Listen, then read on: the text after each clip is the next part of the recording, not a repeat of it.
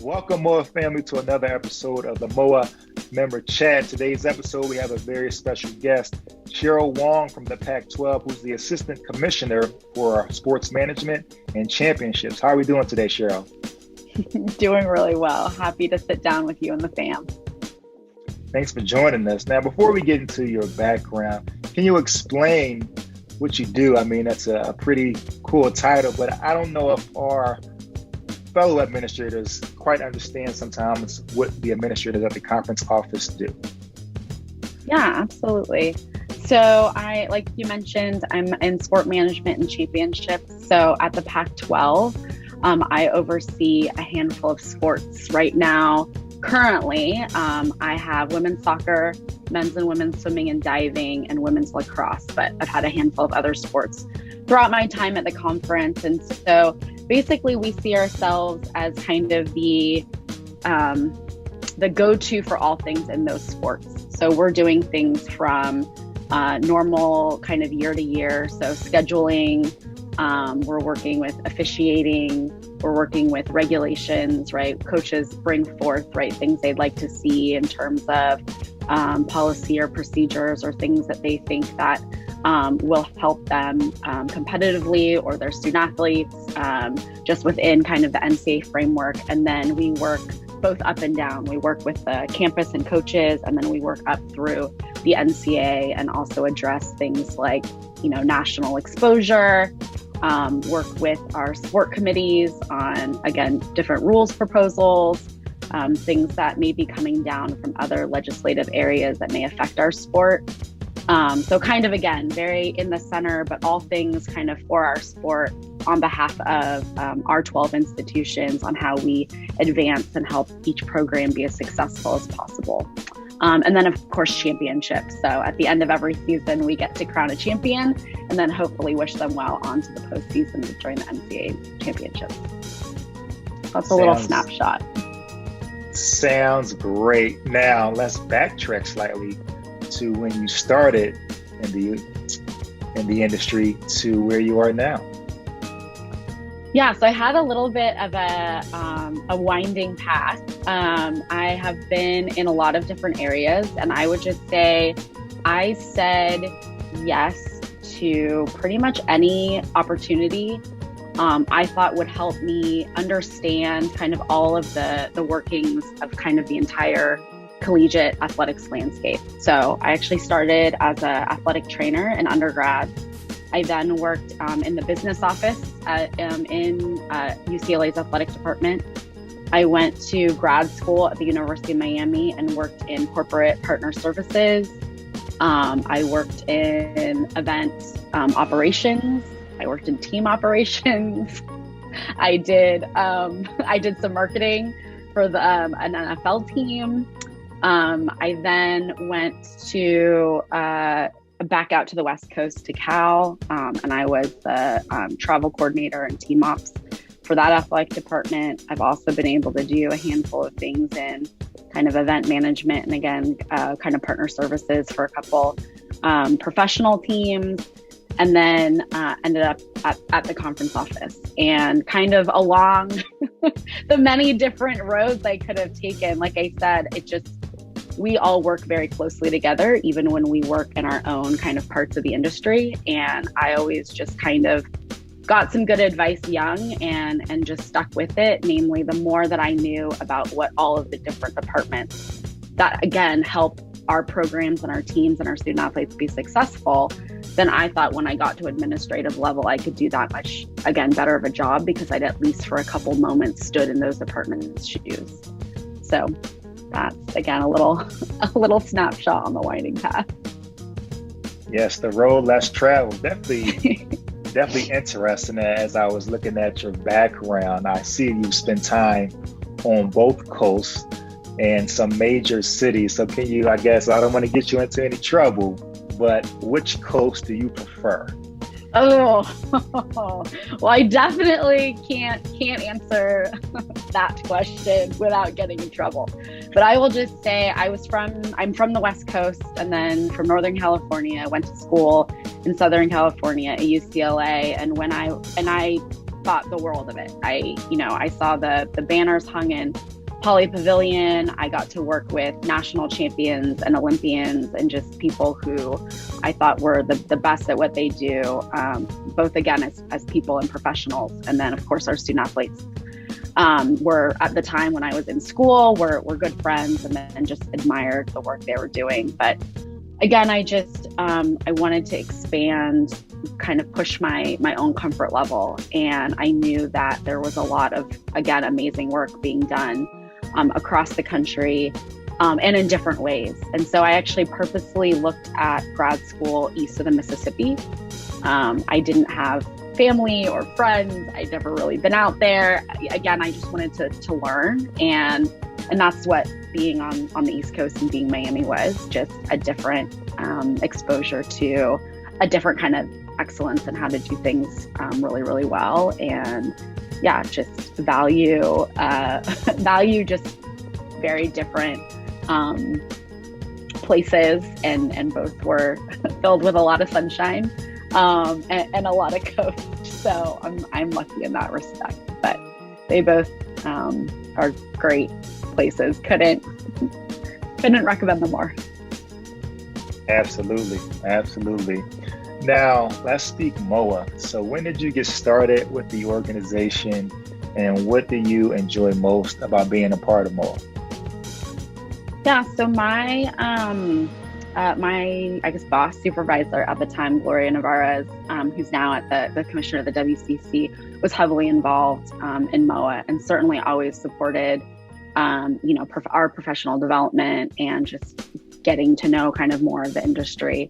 And then always also stress that need for diversity, because it makes us better. So again, Moaa's mission is just really to provide opportunities for minorities in athletic administration. However, we can kind of bring all of those voices and perspectives kind of more to the forefront, just makes us better and stronger, and smarter and more creative and more motivated and all of that. So a lot of just encouragement and kind of built into how we structured our teams. So Moaa seemed like a natural fit. I'll also say, being Asian American, we're also, I would say, a little bit even more of a minority in the athletic space. And so as someone that felt like I had opportunity, I was not a student athlete. So I think that's another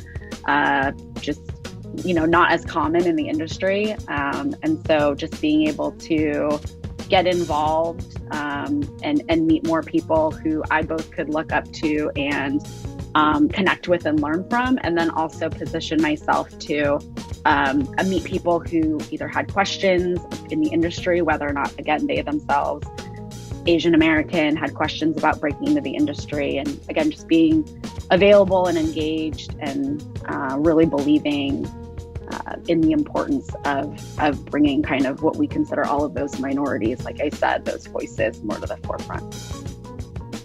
Absolutely. And we have a good time. Yes. Gotta always put that in. Moaa has a good time.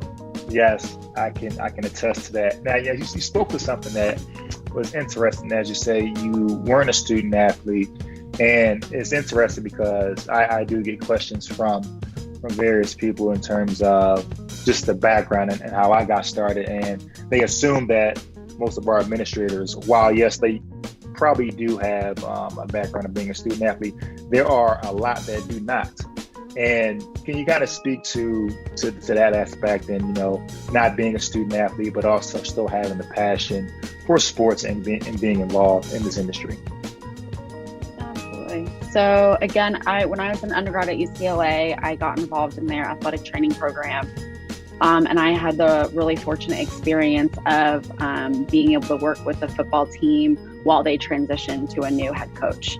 So Carl Durrell, who's now at the University of Colorado, but again was at UCLA at the time, was instilling kind of his values into the team. And a lot of it was just about working at a sense of urgency, about finding small details in which you can get better, where you can control your effort, and again, what your small detail that you're going to target as a goal to get better, and then working towards that. Also talked a lot about just just a lot of respect and appreciation for kind of every member of your team. So again, at the time, I was a student athletic trainer, lost amongst kind of all these other people, and he made an effort to know everyone's name, and that I thought was not as common, but like what a way to kind of again instill your values in your action. So basically, from kind of those small moments, I went, I can do those things, right? I want to get better every day. I want to work hard. I want to be a part of a team. I want to, see how much effort, passion, and love, and how far we can go with that. And so that's honestly what made me sit down with then more people in the athletic department to find out, could this be a career, and could this be an area that, even though, again, I wasn't an athlete, but I was around it and I just responded for me in so many ways that kind of paralleled what my values were. And again, just started sitting down with people who would sit down with me in the athletic department, and got a couple opportunities outside of athletic training on more the administrative side, and then kept going because I loved it. So. Nice. Now, championships. I assume that that's probably one of the coolest or funnest aspects of your job, being able to crown champions on an annual basis. So, hopefully, I'm not getting you into any trouble. Excuse me. What's your favorite championship to host? Oh yeah. So I will again not let you put me on the spot. I would say, our kind of flagship championships are always, fun, especially the last few years been able to make a few changes. So we moved our basketball tournament after a number of years in LA to Vegas, and I was able to kind of be a part of that as we, did something new and trying to breathe it to life. So those are always fun. I guess I would say, and you hit on this, is that just a reminder of how special, some of these championships are. So I oversee swimming and diving, and didn't know a lot about the sport when I took it on, right? We're all kind of Olympics every 4 years. We get really excited about the splash in the water, and the Michael Phelps moments and that stuff. But got there, and I think my second year at Pac-12, we had 6 American records. So I'm standing here, putting on this championship, and as I'm handing over this first place, conference championship trophy, I'm like, wow, you're the first American to have ever done this, ever. And we did it 6 times. That is not normal. That is not common. I mean, these are just phenomenal, once in a lifetime kind of moments. And I was kind of honored by being there, 6 times and being able to say hey, all of my hard work helped allow this student athlete to have this moment. And those kinds of things really kind of strike you. This is special, all of these moments, and all of the things that we get to be a part of and we're allowed to be a part of, make it really special. So that one has stayed exciting and fun, and just a lot of special moments. Like I said, our flagship ones are basketballs. It's not a championship, but we have had the opportunity to host a couple basketball games in China over the years. And those ones, same thing. It's kind of a crazy experience, lots of hard work, but I love student athletes talking about getting a passport for the first time, and about how they really didn't think they wanted to travel very much, and how after that trip, it really opened their eyes to different food and different culture. And again, having sport be the vehicle for that, and them meeting people that then they connect with on social media, just things like that. I think those are the fun moments of championships, to be able to kind of sleepless nights turn into those moments. So those are my list. Very cool. And actually, speaking of swimming and diving, when I was on campus at Truman State, that was one of the sports that I oversaw. So I had a chance to travel with the team to go to several meets and then to the conference championship. And the fan base, from the family to the friends. I would say that fan base for that sport rivals any other sport. And if you have not been to a swimming and diving event, I will definitely advise you to attend one in your lifetime. It is very cool, very cool. You will not, it's very exciting, very exciting. Very loud. So, yes, very loud. Yes. So let's segue now. You spent some time in professional sports. Can you kind of, speak to us about that, working with the NFL and the NBA? Yeah. So yeah, both in, I guess, my stops in the Bay Area and one of that Miami, just again had an opportunity to work with the NFL teams in that city, and then in the Bay Area was able to work with the Warriors. And it's kind of funny to take on a part-time job when you have a very full-time job, but I also feel like, especially at the conference office, I'm mostly in my office. We do have championship events, but it's not quite like campus where you've got, 5, 6, 7, 8, 10, 15 events kind of a weekend. And I talk a lot on the phone, right, with coaches. I don't get a lot of that face-to-face that, again, you get on campus. So I knew a few people, like I said, in those organizations, and was able to work on game day. And it just put me back in the fray, right? So I'm standing out at gates and I'm helping with security and tickets, and I'm interacting with very passionate fan bases.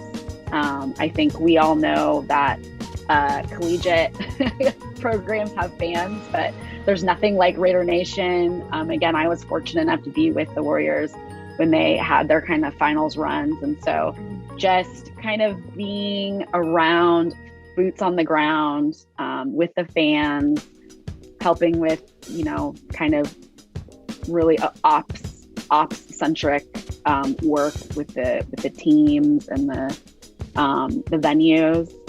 It just kind of, I don't know, it just kind of grounds you. It reminds you about customer service.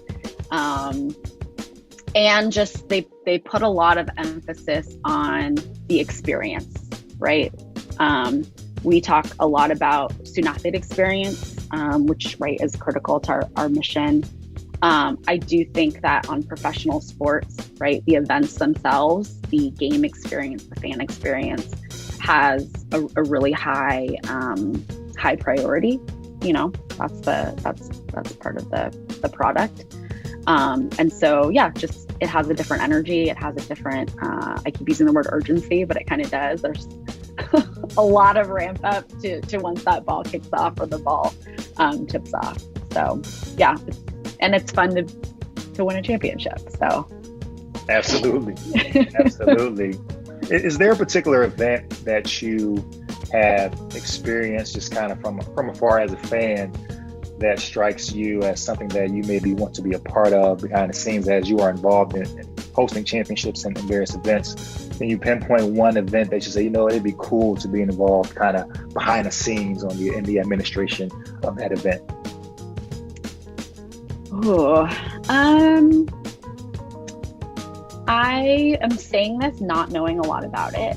And that is, right, biggest world stage. So I'm thinking Olympics, right? We obviously have the LA Games coming. And then I have a personal relationship, a personal connection to the Salt Lake City, Park City area. So imagining them getting another Winter Olympics and kind of all eyes on the US and kind of our sports and our athletics and our athletes. And then again, just kind of welcoming the country, right? I'm very romanticized about that, but I think that would be pretty cool. And yeah, just kind of shooting for the biggest, right? Biggest world stage. So I would say that is on the list. Not sure if it's ever going to happen, but that's on the list.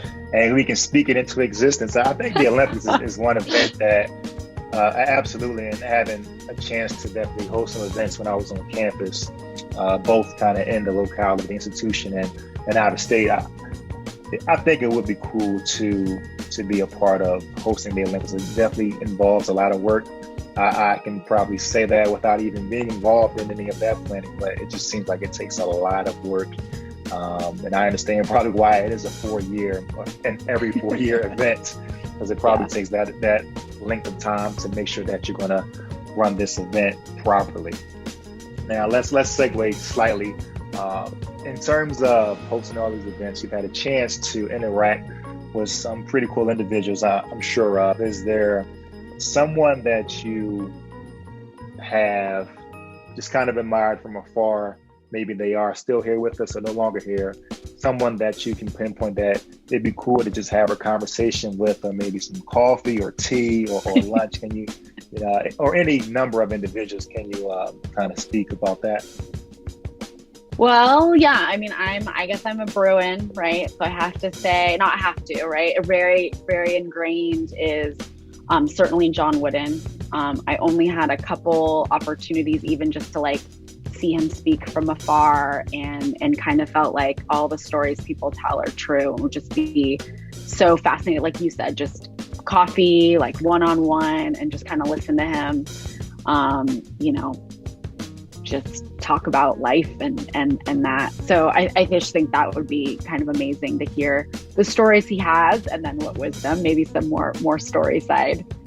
And then again, same, I got to go Pac-12 roots a little. And I will tell you, and especially after, a pretty good basketball season in the Pac-12, I've had a couple opportunities to sit down and have dinner with Bill Walton, and he is as kind of fun and it'll be a long dinner. There's a lot to say, a lot of stories to tell, but every time you hear something new, learn something new, laugh about something new, and he certainly again got it right this season when it came to Pac-12 hoops. But I would definitely always welcome that opportunity. But it'll be a long dinner. That's all I'm going to say. Yeah, no, Bill Walton seems like he would be a good time to sit down and interact with, just judging by his personality from his commentating. It's genuine. You can tell he genuinely enjoys the sport of basketball, obviously, because he has a storied career. And he definitely is one of the biggest proponents of Pac-12 hoops, as one of those things, given a time zone, we may not be able to experience all of the great play until, similar to this year, you get to the tournament, and after 2 rounds, the Pac-12 has no losses or maybe 1 loss, and everyone's wondering, like, where did these teams come from? So it's one of those things. So let's segue slightly, and in the spirit of that, was it exciting to see all of your teams do so well this year, or was it one of those things where you expected it? It just was a matter of just because of, like I say, time zones. The rest of the world did not get a chance to see all of the great play from your men's basketball teams. I was going to say, you're going to have me dust off my bracket and prove my my faith and commitment. I mean, I think more than anything is, right, it was just a crazy, it continues to be a unprecedented, here I'll use a COVID bingo word, year in sports. And so having the limited amount of non-conference play, knowing that our teams had to hit pause, we were stopped kind of cold out here on the West Coast for a long time in terms of people being able to practice and get together in any kind of way. So I would say just like all of us, right, nervous, hoping, for as much of the season as we could, thankful when we got through kind of our tournament. Every day you test, and every day you're kind of holding your breath until you get those negatives, because all you want to do is be able to get everyone out there and enjoy the game and compete the way they want to, but to do it safely. And so then, after kind of that long haul to see the teams do as well as they did, felt like, okay, I earned at least one small superhero badge. We did it, and it's great to have that be seen on a national stage. So it was very exciting. and on the women's side, obviously Stanford won this year, and they competed against Arizona, who had a pretty cool story, given their team. It's kind of speak to that, and just the excitement from Stanford. I believe they hadn't won a women's national championship, I want to say, in 20 plus years, which kind of seems interesting to me, because they've had such a storied history in that sport and other sports. Given that time span of not winning a national championship, it was interesting to me, but kind of speak to that. Yeah, and again, good reminder. They've certainly been at the top, right? But it's really hard to win a championship. Yeah. And so you could go to the Final Four, you can be there every time, and the heartbreak of not doing it. So yeah, it felt like. On one hand, they've been there, but on the other, it's just really hard. So everyone is special, I would say. Again, just phenomenal women's basketball season. So lucky being at the conference office to kind of, that problem to have of like, all right, I'm going to sit on my hands because I can't cheer for either one because I don't know what to do. But at the same time, really have been impressed.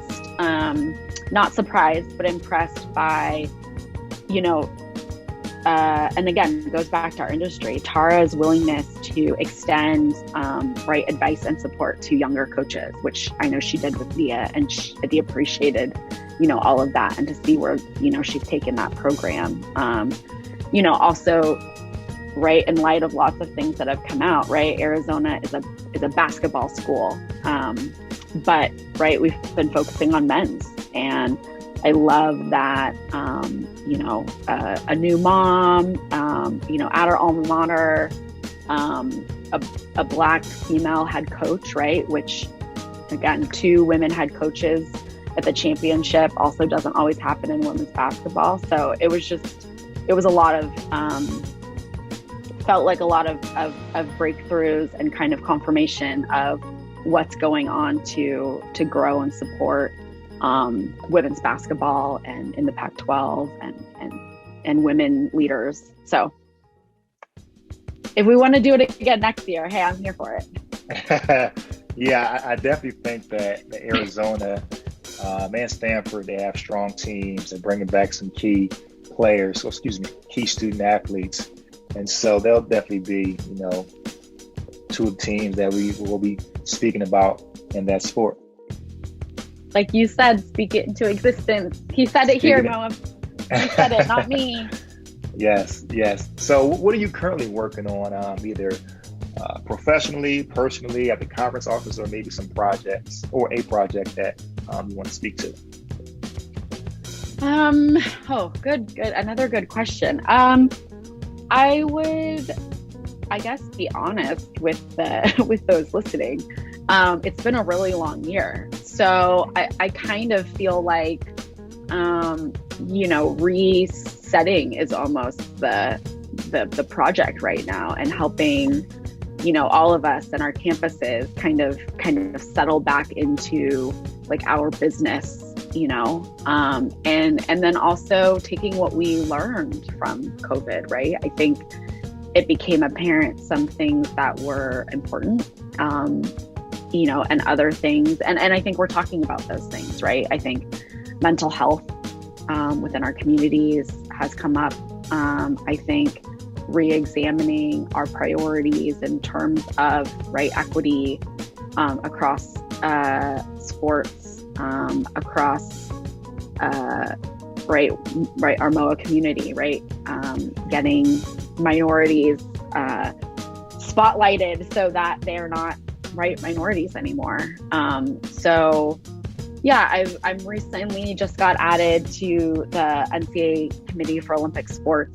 So looking forward to what that group, I think, may be engaged a little bit more. As like I said, we know work is going to come on examining kind of sports across the board. Obviously able to be a part of Moaa. And yeah, I think that's the work right now for me is some of those quieter things where when we, like I said, getting back to some kind of back to the work at hand instead of the pandemic kind of dominating everything, and then some of those smaller details, and starting to get to work on, again, those things that I think really came to light in the past year. No, that's definitely very important. And from the national office perspective, advising our member institutions through this time, and then now, okay, how do we get the membership to level set? And that's in quotations, if you can ever level set, given everything that we've all been through. This is going to be, I guess, a different kind of normal moving forward. But yes, keeping that into perspective, level setting to what we traditionally do, adding in things that we have learned over the past year to 16 months, I would say. Yeah, so it's interesting, and I think that everyone is definitely, we're in it to win it, and so we're going to continue to move forward and advise our student athletes as best we can.